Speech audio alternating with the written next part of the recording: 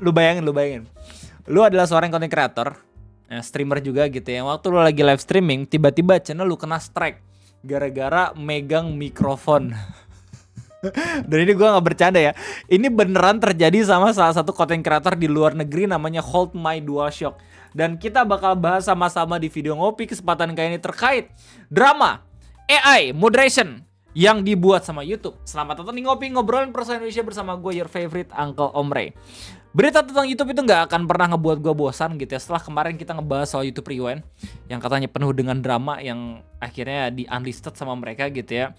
Soalnya salah satu YouTuber legend namanya Ren Higa udah speak up kalau misalnya dia sendiri tuh kena drama gitu waktu syuting YouTube Rewind. Kali ini kita bakal kembali lagi buat ngebahas tentang YouTube AI moderation drama, yang mana banyak banget konten kreator pada protes ke YouTube di Twitter gitu kalau misalnya channel-channelnya mereka tuh tiba-tiba pada hilang kena community guidelines. Nah, mereka beranggapan kalau misalkan channel mereka hilang ya, salah satunya mungkin disebabkan gara-gara AI moderation. AI moderation itu apa Bang Ray? Jadi AI moderation itu adalah sebuah sistem di YouTube di mana mereka bakal coba secara otomatis menggunakan artificial intelligence ngecek setiap masalah dan juga problem kepada setiap channel yang ada di YouTube sendiri, apakah mereka melanggar community guidelines atau enggak.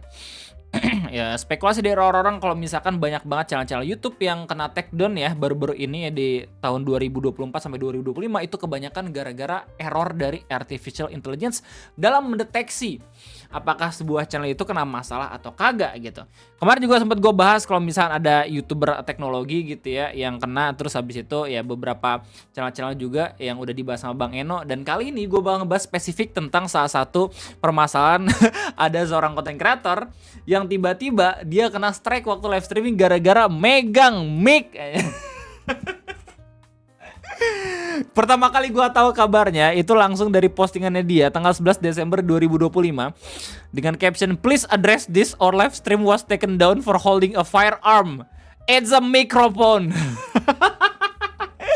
Kenapa dia tahu kalau misalkan dia kena pelanggaran megang mikrofon? Karena basically kalau misalkan lu kena strike gitu ya, atau lu kena pelanggaran YouTube, lu bakal dikasih tahu sama YouTube kalau misalkan lu kena di bagian mana, di durasi menit keberapa.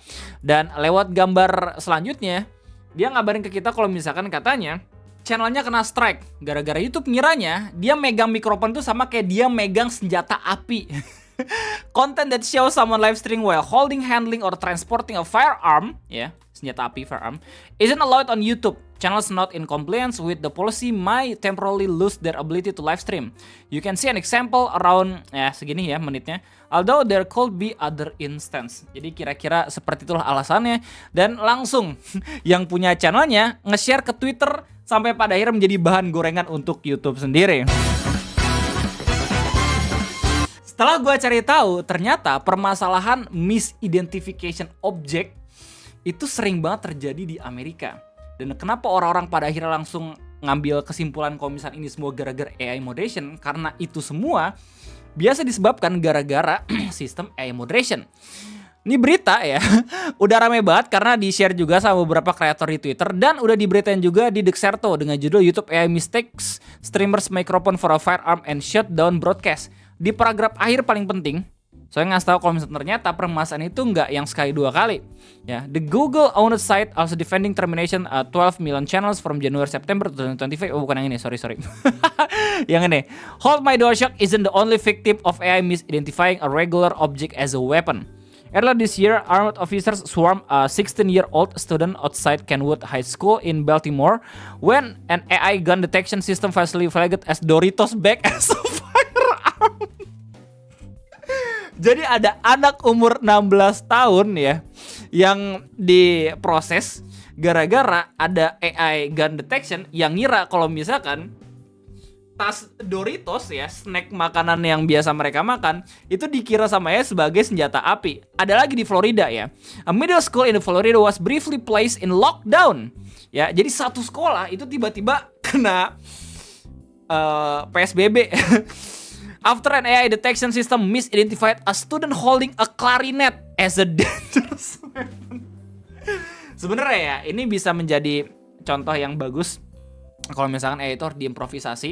Sebenarnya AI itu nggak yang terlalu jelek juga kalau misalnya pada akhirnya digunakan sebagai fitur yang bisa mengamankan sebuah tempat gitu ya. Cuman emang perlu diupdate biar seenggaknya tuh nggak terjadi kesalahan-kesalahan yang membahayakan, bahkan tiba-tiba langsung dijadikan sebuah keputusan yang merugikan banyak banget orang-orang. Salah satunya yang terjadi sama beberapa content creator yang mereka mengira kalau misalnya banyak banget channel-channel YouTube-nya kena take down gara-gara AI moderation ini. Jadi case-nya sama gitu loh.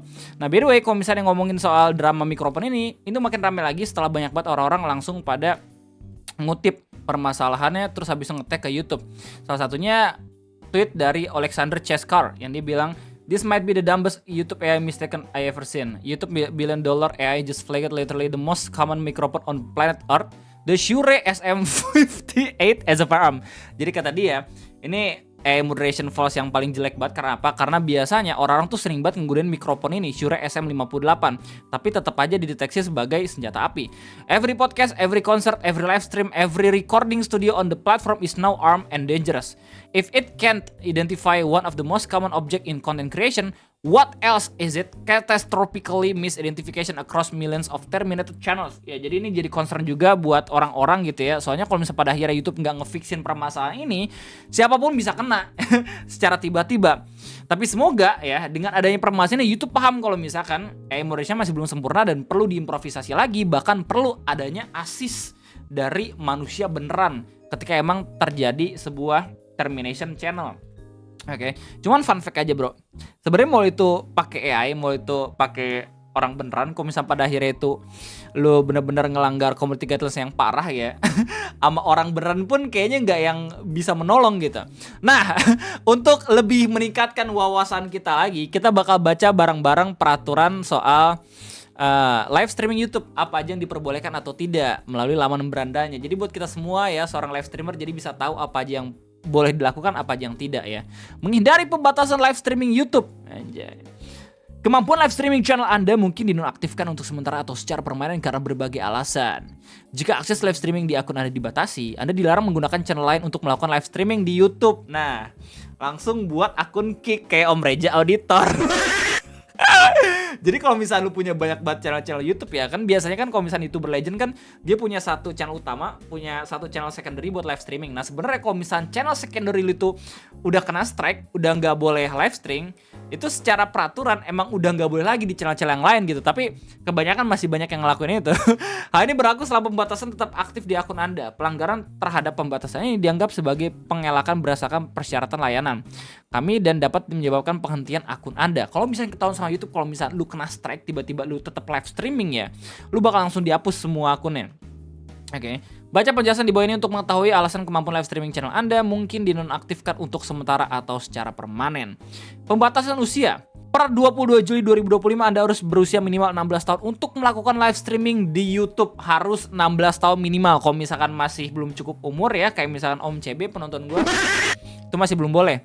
Live streaming dan kehadiran orang dewasa. Jika Anda berusia di bawah 16 tahun dan ingin berpartisipasi dalam live streaming dari akun yang dimiliki oleh orang dewasa tersebut harus terlihat hadir dalam live streaming. Ya, jadi kalau misalnya lu masih bocil dan lu emang masih tetap tryhard banget pengen jadi content creator, butuh pendamping dari bapak nih. Jadi kalau misalnya gue masih bocil nih, harusnya ada bapak gue di sini. Nah, itu masih boleh tuh katanya. Jika Anda berusia di bawah 16 tahun dan ada orang dewasa yang bersedia melakukan live streaming bersama Anda dapat memberi orang dewasa tersebut akses ke channel Anda sebagai editor, pengelola atau pemilik. Dengan begitu, orang dewasa tersebut dapat memulai live streaming dari akun Anda sambil tetap menjangkau audiens Anda melalui channel Anda sendiri. Jadi 16 tahun di bawah masih tetap boleh live streaming, cuma harus ada pendamping kayak gitu. Nah, terus kemudian ini masih ada penjelasan lebih lanjut ya soal anak di bawah umur. Kami menyarankan Anda mempelajari lebih lanjut cara melindungi diri Anda atau anak di bawah umur lainnya dalam konten Anda. Dan konten apa saja yang tidak boleh diposting di kebijakan keselamatan anak kami. Berikut beberapa aturan sederhana yang harus diikuti agar tetap aman saat Anda melakukan live streaming. Nah, ini yang paling penting nih guys, kita bakal baca bareng-bareng ya. Jaga kerahasiaan info pribadi Anda. Jangan sampai Anda tidak sengaja memperlihatkan atau mengatakan hal yang mengungkapkan terlalu banyak info tentang diri Anda. Jangan pernah memberikan nama lengkap, oh shit, channel YouTube gua, usia, tempat tinggal, sekolah, atau nomor telepon Anda. Selain itu, perhatikan hal yang ada di latar belakang Anda saat streaming. Jangan tampilkan apapun yang dapat menunjukkan lokasi Anda seperti nomor rumah atau rambu jalan di luar jendela Anda. Ya, ini juga berlaku sama VTuber yang kalau misalkan dapat silver play button ya, tiba-tiba pengen unboxing ketahuan deh doxingnya mukanya kayak gimana. Gunakan setelan privasi Anda. Anda dapat mengolah sistem privasi penyematan konten Anda untuk mengontrol siapa yang dapat melihat video Anda dan bagaimana video dibagikan di situs eksternal. Sebaiknya pelajari setelan ini bersama orang tua atau orang dewasa terpercaya. Nah, kalau misalnya lo punya laman history gitu ya, hati-hati. Kalau misalnya emang pengen live streaming gitu, jangan sampai lo ditampilin tiba-tiba lu secara refleks ngasih tau udah kalau misalnya lu pernah ngakses Gaugura. Pastikan selalu ada orang dewasa yang mendampingi atau mengawasi Anda. Akan lebih baik jika mereka dapat berada di ruangan yang sama saat Anda melakukan live streaming. Iya, kalau misalnya lu punya circle, kalau kagak mah ya walau alam sendiri juga nggak apa-apa kayaknya. Moderasi live chat Anda agar tetap aman. Ya, harus ada moderator katanya di YouTube biar bisa ngebantu kalau misalnya ada judul spam segala macam bisa langsung dihapus-hapusin ya. Dan jaga streaming tetap positif dan bersenang-senanglah. Hindari membicarakan hal-hal pribadi atau sensitif, berdebat atau menggunakan kata-kata tidak sopan. Gak asik banget. sorry ya. Tapi berdebat yang nggak boleh kayaknya kurang asik deh, ya nggak sih? Ingat, apapun yang Anda katakan atau lakukan di live streaming mungkin dilihat oleh banyak orang dan bahkan dapat direkam. Oh, pas banget nih. Fenomena Clipper dan fenomena Big Mo serta kakaknya gitu ya. Nah, kemudian untuk yang paling serius, pembatasan akibat pelanggaran pedoman komunitas inilah yang pada akhirnya ngenain salah satu channel YouTube namanya Hold My DualShock gara-gara megang mikrofon. Yang pertama, channel Anda mendapatkan teguran pedoman komunitas atau live stream telah dihapus berdasarkan kebijakan kami. Live stream Anda cocok dengan live streaming berhak cipta lainnya. Live stream Anda menampilkan anak di bawah umur untuk meningkatkan perlindungan bagi anak di bawah umur di YouTube. Live streaming yang menampilkan anak di bawah umur berusia 16 tahun yang tidak terlihat didampingi oleh orang dewasa mungkin dihapus atau live chatnya dinonaktifkan. Kalau misalnya YouTube rese gitu ya, ini bisa aja kejadian ya. Nge-tag dulu beberapa channel-channel YouTube yang emang secara tidak sengaja menampilkan ada bocil gitu loh. Permasalahannya di YouTube banyak banget video-video yang menampilkan bocil-bocil kan. Kita nggak tahu mana yang emang udah izin, mana yang belum gitu loh. Untuk channel yang memiliki sejumlah besar video dengan fitur dinonaktifkan, fungsi live streaming juga dapat dinonaktifkan.